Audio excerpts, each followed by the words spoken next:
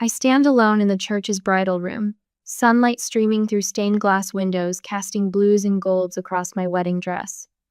My reflection stares back at me from the antique mirror, tear tracks glistening on my cheeks, phone still clutched in my trembling hand. A soft knock breaks the silence.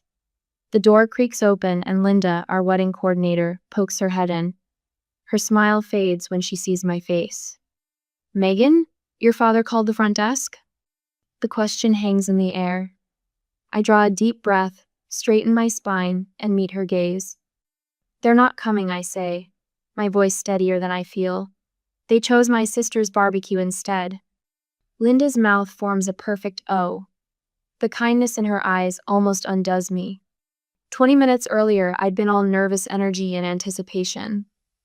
The makeup artist had just finished, declaring me the most radiant bride she'd seen all season. My hands shook as I reached for my phone when it rang, Dad's name lighting up the screen. "Daddy, are you almost here?" My voice had been bright, eager, childlike even. "Megan." His tone stopped me cold. That flat, matter-of-fact voice he used when delivering disappointing news. I'd heard it so many times before. "We won't be able to make it today, sweetheart." My free hand gripped the back of the vanity chair. "What do you mean?" "Tara's housewarming barbecue just can't be rescheduled. All her new neighbors are coming, and the food's already been ordered." I pressed the phone tighter against my ear, certain I'd misheard. "Dad, it's my wedding day." "I know, honey, and I'm sorry about the timing. These things happen." "These things happen." As if missing your daughter's wedding was like missing a movie night or dinner reservation. "Mom wanted me to tell you we're both very sorry," he continued, his voice growing softer with practiced regret. "Tara sends her love." The silence stretched between us, familiar as an old scar. "Megan, are you there?" "I'm here." Two simple words, yet they seemed to come from somewhere outside myself. "We'll make it up to you. Maybe take you and Daniel out to a nice dinner next month." I'd closed my eyes, seeing not the bridal room around me but a scene from 20 years ago.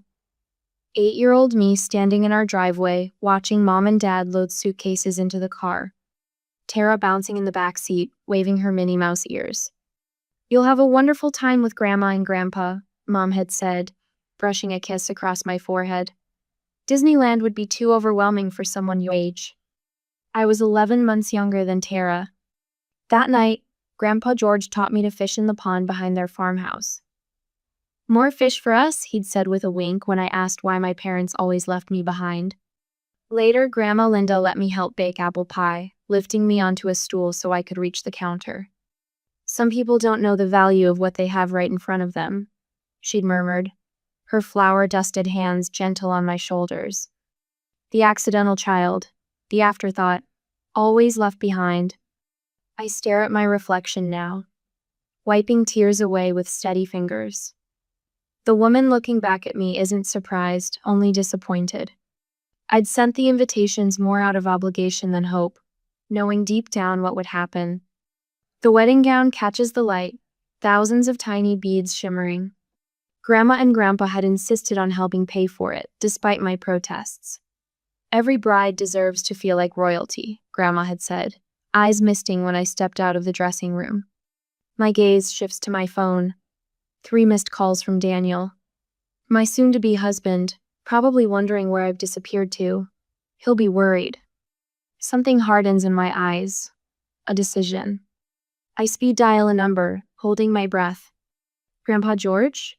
Are you still in the church lobby?" My voice grows stronger with each word. "Dad won't be walking me down the aisle after all." A brief pause, then his voice, warm, sturdy as an oak. "I'd be honored to take his place, sweetheart, if you'll have me." I couldn't imagine anyone better. The weight lifts from my shoulders as I make my choice. Today isn't about who isn't here. It's about who always has been. I smooth my dress, touch Grandma's pearls at my throat, and turn toward the door. My reflection smiles back at me, smaller than before, but real. "Some things shatter you. Others set you free." I trace my finger over the embossed cardstock, the elegant gold lettering catching the afternoon light streaming through our apartment windows. Daniel watches from the kitchen doorway, coffee mug suspended halfway to his lips. We should all move forward as family, I read aloud, my voice flat. A bitter laugh escapes before I can stop it. Daniel sets his mug down and crosses to the sofa, the cushions dipping as he sits beside me. Your parents? Instead of answering, I rise and walk to the bookshelf where a wedding album sits. Behind it, hidden from casual view, rests a small wooden box, Grandpa George's handiwork, carved with delicate wildflowers. I bring it to the coffee table and lift the lid. 1 month after we get married, they decide family matters. My hands tremble slightly as I withdraw the stack of birthday cards. 3 years of silence, then suddenly they care. Daniel doesn't reach for the cards, respecting the invisible boundary around these pieces of my past. Smart man, my husband. I fan them across the table, cheerful envelopes in pastel colors, each containing identical sentiments. Happy birthday, Megan. We miss you. Not once did they call. I tapped the most recent card. Not once in 3 years did they actually try to see me. Just these performative gestures. The afternoon sun shifts, casting shadows across the carpet, and suddenly I'm 16 again, sitting in a sterile hospital room as fluorescent lights buzz overhead. Can you tell me what happened? The nurse's voice is gentle, her eyes flicking to the security guard hovering near the door. My split lip throbs in time with my heartbeat, 4 fresh stitches pulling tight with every wince. I fell. I say automatically, the lie practiced and perfect. The nurse, her name tag reads, Marlene, adjusts her glasses and makes a note on her clipboard. That's quite a fall. She gestures to my face, the bruising already blooming purple across my cheekbone. Doorknobs don't usually swing back for a second hit. My fingers clench the paper sheet covering the examination table. Outside, voices rise in the hallway, my parents arriving. But it's what the nurse says next that changes everything. Your sister seems very upset. A cold weight settles in my stomach. Tara's here? The nurse nods. In the waiting room with a young man. She's quite distraught. Because she'd been caught. Because Eric Chambers had asked me to study with him instead of her. Because I hadn't immediately declined. The examination room door bursts open, my mother rushing in with tear-streaked makeup. Behind her, Dad stands rigid in the doorway, his face thunderous. Neither looks at me. Where is Tara now? Mom demands of the nurse. She's fragile as she needs us. The nurse's expression shifts minutely. Your daughter has a concussion, a split lip requiring stitches, and severe facial contusions. Megan understands her sister. Dad says, finally glancing at me, his eyes conveying a clear message. Say nothing. Fix this. But for once, I don't nod or agree. Something in the nurse's quiet compassion unlocks a door inside me. Tara hit me, I say, my voice small but steady. When I told her Eric asked me to study with him. The silence stretches, elastic and dangerous. Mom recovers first. Megan, you know your sister doesn't handle disappointment well. Why would you upset her like that? The memory dissolves as Daniel's hand covers mine, warm and solid, anchoring me to the present. A CPS worker came to the house the next day. I tell him, though he's heard pieces of this story before. The hospital filed a report. I rise and move to the window, watching a young couple walking a golden retriever puppy across the street. So normal. So foreign. My parents were furious, I continue. Not at Tara for putting me in the hospital. At me for not lying better. A muscle in my jaw tightens. My mother stood in our living room while the social worker interviewed me and said, the words stick even now. I swallow hard. She said, if you can't protect your sister, you're not one of us. Daniel makes a sound. Something between a curse and pain. That night, I packed everything that mattered into 2 suitcases. Grandpa George came to get me. The memory softens the edges of my voice. My father tried to stop him, started talking about family loyalty and keeping problems private. I turned from the window, meeting Daniel's eyes. Grandpa looked him straight in the face and said, "That girl needs safety more than you need your pride." And then he took me home, their home, where I belonged. The afternoon light shifts again, painting everything golden. In my mind, I see Grandma Linda arranging fresh flowers in the bedroom. They'd prepared my favorite books already on the shelves, thick quilts on the bed, a lock on the door I could control. "They made me a sanctuary," I say quietly. My fingers drift to the scar near my eyebrow, barely visible now. At graduation, I kept scanning the audience. Stupid, right? 3 rows back, my grandparents sat with these ridiculous air horns Grandpa had smuggled in. When they announced my scholarship, they stood and cheered like I'd won the Nobel Prize. I pause, my throat tight. My parents showed up during the final hour. They'd only come for Tara's choir performance. Daniel rises and crosses to me, his arms encircling my waist from behind, chin resting on my shoulder. "Their loss," he whispers against my ear. I lean back into his strength, watching the young couple with their puppy disappear around the corner. "Sometimes the family who should love you the most loves you the least," I say softly, turning the new card from my parents over in my hands. I learned that lesson young. Daniel takes the card gently, tossing it into the trash bin beside the desk. His gesture asks a question. I nod, exhaling slowly. "The most painful test is still coming, though." "What do you mean?" "What happens when the family who abandoned you suddenly wants back in? What happens when they only want you when it's convenient for them?" The silence stretches between us, filled with all the answers we both already know. I stand in my new dorm room, the empty walls staring back at me like blank pages waiting to be filled. 300 miles from my hometown feels like breathing different air. Cleaner, lighter, free from the shadow of being Tara's forgotten sister. My roommate Katie bursts through the door, arms laden with throw pillows and photo frames. "Sorry I'm late." Mom wouldn't stop crying. She dumps everything on her bed and surveys my half of the room. Her gaze lingers on my barren desk and the solitary photo of Grandma Linda and Grandpa George. "No family pictures?" she asks, then winces at her own question. I smooth the corner of my bedspread.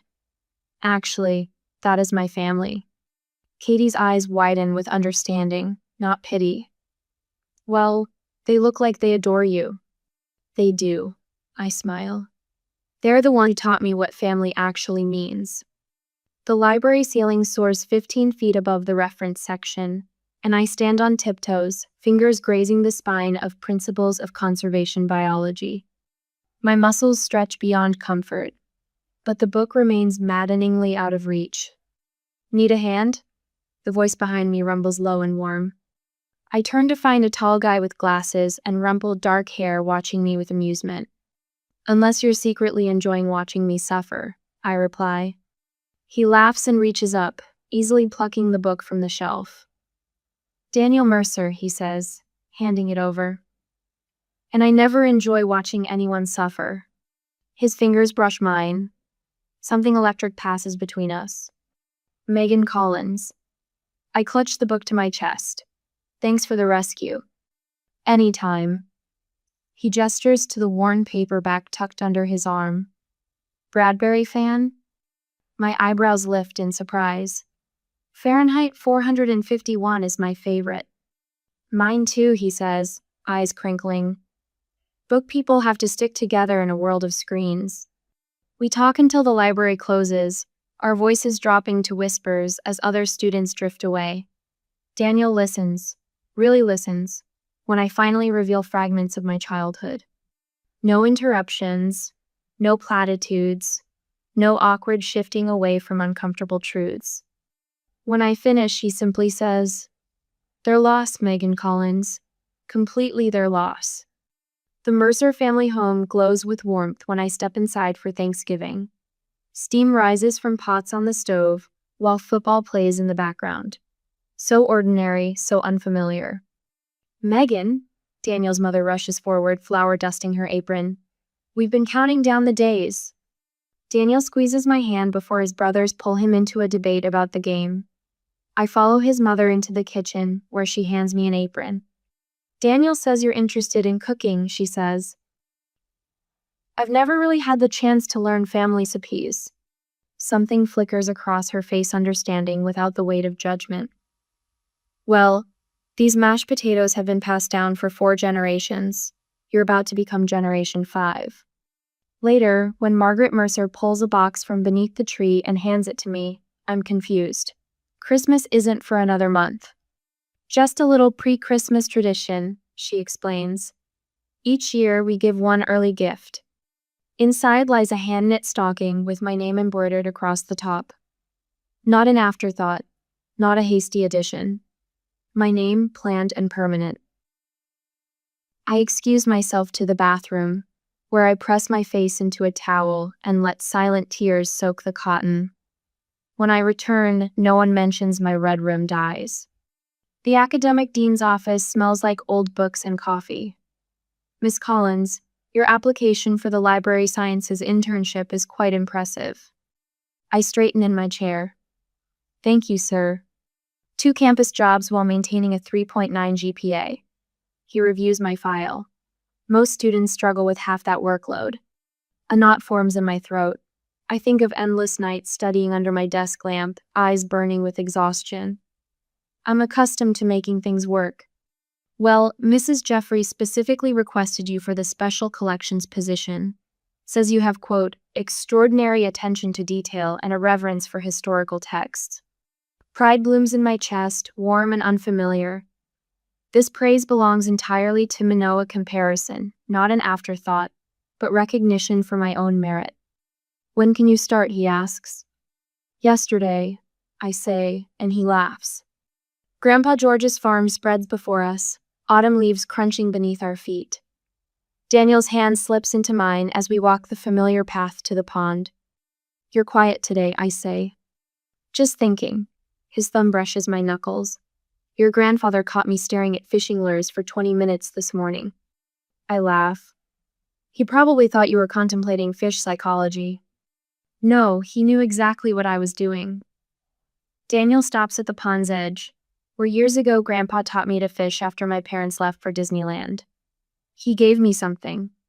Daniel drops to one knee, pulling a small velvet box from his pocket. Inside gleams a delicate ring with a center stone surrounded by tiny diamonds. Grandma Linda's ring, I whisper. They love you so much, Megan. His voice wavers. Almost as much as I do. Will you marry me? Through blurred vision, I nod. Yes. Behind us, a twig snaps. Grandpa and Grandma stand at the tree line, her face wet with tears, his chest puffed with pride. They plan this moment. These people who never left me behind. The notification chimes while Daniel and I choose wedding venues online. I glance at my phone, then freeze. Nancy Collins has sent you a message. 5 years of silence, and now my mother reaches out, 12 hours after I posted our engagement photos. What is it? Daniel asks, concern etching his forehead. I turn the screen toward him. Suddenly, my mother remembers I exist. He reads the brief message. Your father and I are so happy for you. We'd love to discuss wedding plans. Are you sure you want to respond? Daniel's question holds no pressure, only protection. I stare at the screen, at my mother's profile picture showing her perfect smile beside my father and Tara at some beach resort. My thumb hovers over the keyboard, trembling slightly. Sometimes the people who hurt us most have perfect timing. They return just when our happiness feels complete. Megan? Daniel squeezes my hand. The choice stretches before me like 2 different futures. I arrive at Riverside Cafe 20 minutes early and claim the corner table by the window. The familiar scent of fresh-ground coffee beans reminds me of study sessions during college before life got complicated again. My fingers trace the rim of an empty mug as I rehearse what I'll say to the parents I haven't seen in 3 years. The bell above the door chimes. My spine stiffens before I even look up. They stand in the doorway scanning the room. Mom clutches her purse with white knuckles. Dad's hand rests on her lower back, guiding her forward when he spots me. 3 years haven't changed them, much. Mom's hair still perfectly colored, Dad's posture military straight. I rise as they approach. Mom's arms open for a hug that feels like embracing a mannequin, stiff, perfunctory. Dad extends his hand for a formal shake, as if we're concluding a business meeting rather than beginning a family reunion. You look well, Megan.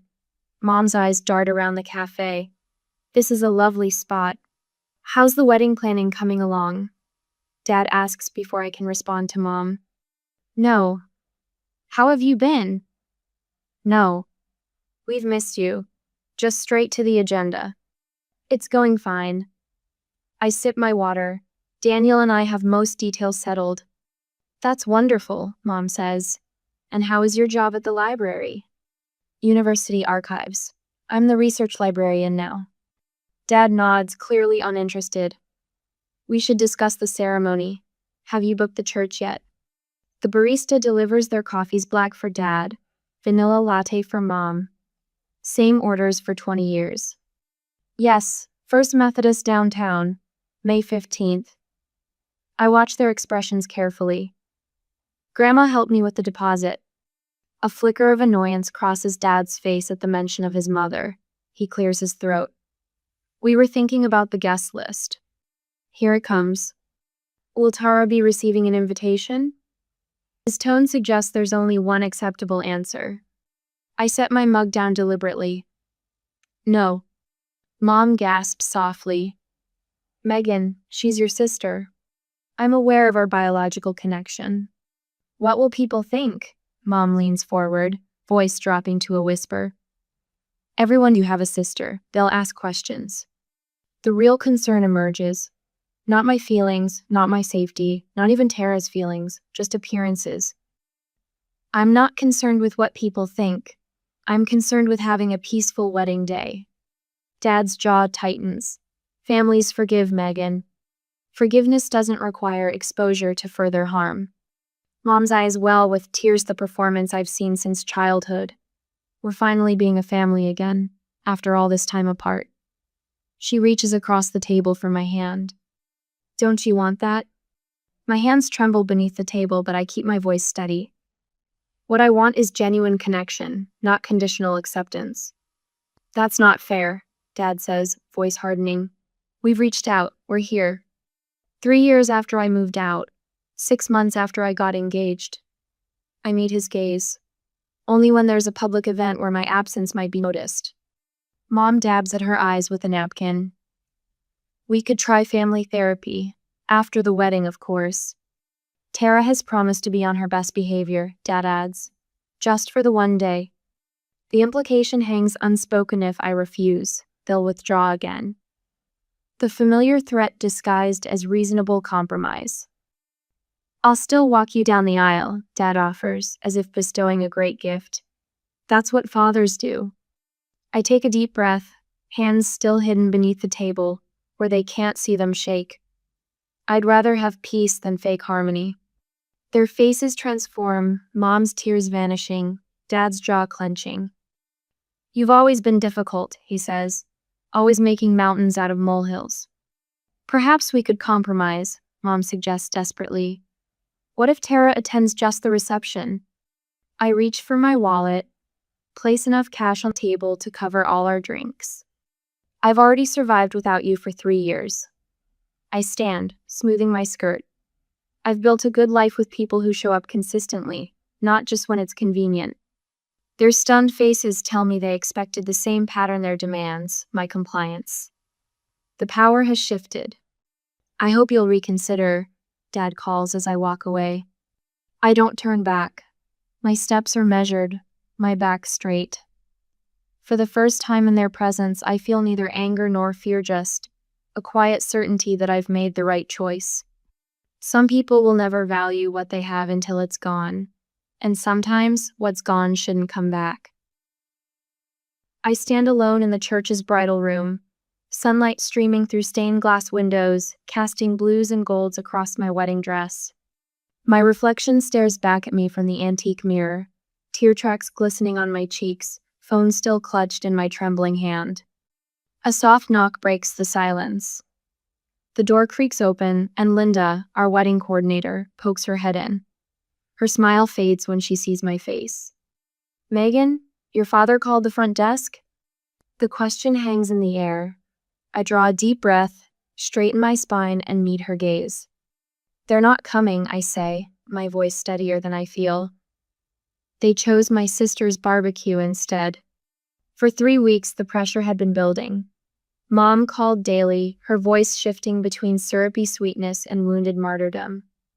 Absolutely certain about this decision, Megan? Family is forever. Weddings are meant to bring people together, not drive them apart. I'd stop whatever I was doing, addressing invitations, confirming flowers, finalizing vows, and listen to variations of the same conversation. My silence on the other end only fueled her determination. Your father barely sleeps. Is that what you want? To know you're causing him such distress? Then came Tara's text yesterday, blindsiding me completely. I'm not the one keeping us apart. Never have been. They've made their own choices about you. Always have. My fingers had hovered over my phone, unsure how to respond to this first ever acknowledgement of our family's dysfunction. Before I could decide, Dad called with his ultimatum. Tara's housewarming barbecue is the same day as your wedding. His voice carried that familiar note of finality. We can't be in 2 places at once, Megan. She scheduled it knowing my wedding date. The words tasted bitter on my tongue. She's been planning this for weeks. All her new neighbors are coming. Dad, I saved the date 6 months ago. His sigh traveled across the phone line, heavy with manufactured regret. This is the consequence of your choice not to include your sister. Actions have consequences, Megan. The truth crashed over me like cold water. They'd never intended to come unless Tara was invited. This last-minute conflict was their exit strategy, their way of making me the villain while preserving their image as would-be attendees thwarted by circumstance. 20 minutes ago, I'd been all nervous energy and anticipation. The makeup artist had just finished, declaring me the most radiant bride she'd seen all season. My hands shook as I reached for my phone when it rang, Dad's name lighting up the screen. Daddy, are you almost here? My voice had been bright, eager, childlike even. Megan. His tone stopped me cold. That flat, matter-of-fact voice he used when delivering disappointing news. I'd heard it so many times before. We won't be able to make it today, sweetheart. My free hand gripped the back of the vanity chair. What do you mean? Tara's housewarming barbecue just can't be rescheduled. All her new neighbors are coming, and the food's already been ordered. I pressed the phone tighter against my ear, certain I'd misheard. Dad, it's my wedding day. I know, honey, and I'm sorry about the timing. These things happen. These things happen. As if missing your daughter's wedding was like missing a movie night or dinner reservation. Mom wanted me to tell you we're both very sorry, he continued, his voice growing softer with practiced regret. Tara sends her love. The silence stretched between us, familiar as an old scar. Megan, are you there? I'm here. 2 simple words, yet they seem to come from somewhere outside myself. We'll make it up to you. Maybe take you and Danielle to a nice dinner next month. I didn't argue, didn't plead, didn't cry. For the first time, I simply hung up without saying goodbye. My hands stopped shaking as I scrolled through my contacts and pressed Grandpa George's number. He answered on the first ring. Pumpkin? Everything okay? The lump in my throat dissolved at the sound of his voice. Dad's not coming. My voice grew stronger with each word. Would you walk me down the aisle instead? A pause, not of hesitation, but of emotion too big for words. I'd be honored, his voice cracked. More than you know. I've been waiting 68 years to walk a daughter down the aisle. I couldn't imagine anyone better. Now I touch Grandma's pearls at my throat and smooth my dress, checking my reflection one last time. Another knock sounds, gentler than the first. Megan? Grandpa George calls through the door. Whenever you're ready, I'm here. I open the door to find him standing tall in his navy suit, boutonniere perfectly straight, eyes misting when he sees me. He offers his arm with a small bow, courtly and dignified. You are the most beautiful bride these old eyes have ever seen, he says, voice steady despite the tears gathering at the corners of his eyes. And the strongest woman I know. The church doors open. The gathered guests rise. Daniel waits at the altar, his face transforming with love when he spots me. Grandma sits in the front row, handkerchief clutched in her hand, beaming with the kind of pride only those who have truly loved you can show. Daniel's family fills the pews on my side, his mother, insisted, refusing to let empty chairs tell a story of absence. Grandpa's arm is solid beneath my hand as we take our first step together. The music swells around us, but it's the whisper of his voice I hear. Head high now, Megan. You're not walking toward what you've lost. You're walking toward everything you've found. I straighten my shoulders and match his stride, my smile growing with each step forward. I run my fingers over the silver frame holding our wedding photo. Daniel and I beam at each other, our faces caught in that perfect moment when everything else faded away. Grandpa George stands behind us, one hand on my shoulder, pride radiating from him like warmth from a winter fire. This one goes right here, I say, placing it on the mantle of our new home. Daniel sets down a box marked kitchen and crosses to my side. Perfect spot. He wraps his arm around my waist, pulling me close against him. Sunlight streams through windows we haven't yet hung curtains in, catching dust motes that dance around us. The living room smells of fresh paint and possibility. Boxes labeled in my careful handwriting create a cardboard maze around us. I still can't believe this is ours, I whisper. Daniel kisses my temple. Believe it, we earned this. My gaze drifts across the mantle to the other frames we've arranged: my college graduation, with Grandma Linda dabbing tears, a faded photo of 8-year-old me fishing with Grandpa, Daniel proposing at the farm pond. Not a single image contains my parents or Tara. You thinking about Thanksgiving? Daniel asks, reading my silence. Your mom called yesterday, asked if we wanted to host this year. And? I turn in his arms. I told her maybe next year. First holiday married, I'd rather not juggle hosting and everything else. Daniel nods, understanding all I haven't said. Whatever makes you comfortable, Mom's fine, yay. The peace I feel surprises me. 4 months ago, I stood alone in a church bridal room, shattered by yet another abandonment. Now I stand in my own home with a man who has never once made me feel like an afterthought. The email arrives exactly 1 month after our wedding. I stare at Tara's name in my inbox, finger hovering over the delete button. You don't have to read it, Daniel says from across our dining table. I know. But I do. The message opens with words I've never heard from my sister before. I am truly sorry. My hands shake as I read about her jealousy, how she deliberately created conflicts when family events involved me, how she'd schedule important things on days she knew mattered to me. The barbecue wasn't spontaneous, she'd planned it for my wedding day on purpose. I don't expect forgiveness. I just needed you to know it was never your fault. It was mine. All of it.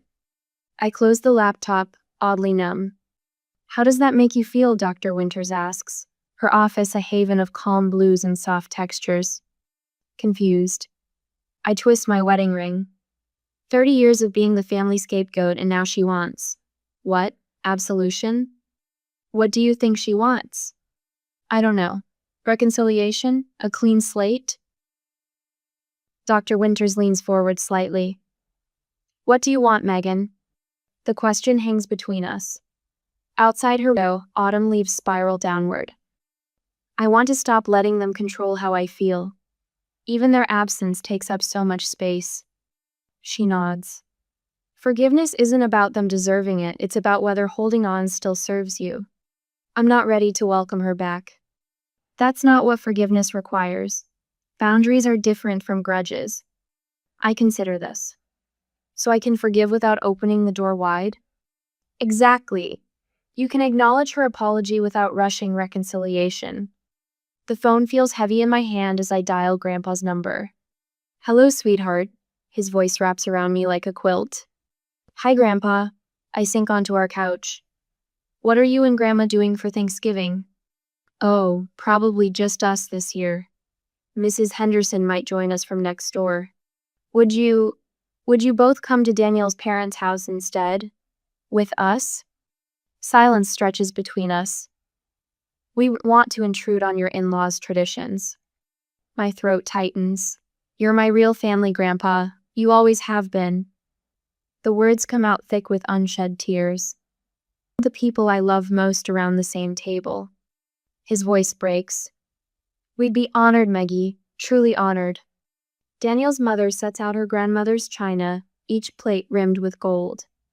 Their dining room buzzes with the warm chaos of family. Daniel's brothers arguing good-naturedly about football, his father deep in conversation with Grandpa George about woodworking, Grandma Linda showing Mrs. Cooper her secret pie crust recipe. I notice something unusual at the table. 2 empty chairs. Mom? Daniel questions when he sees them. She meets my eyes.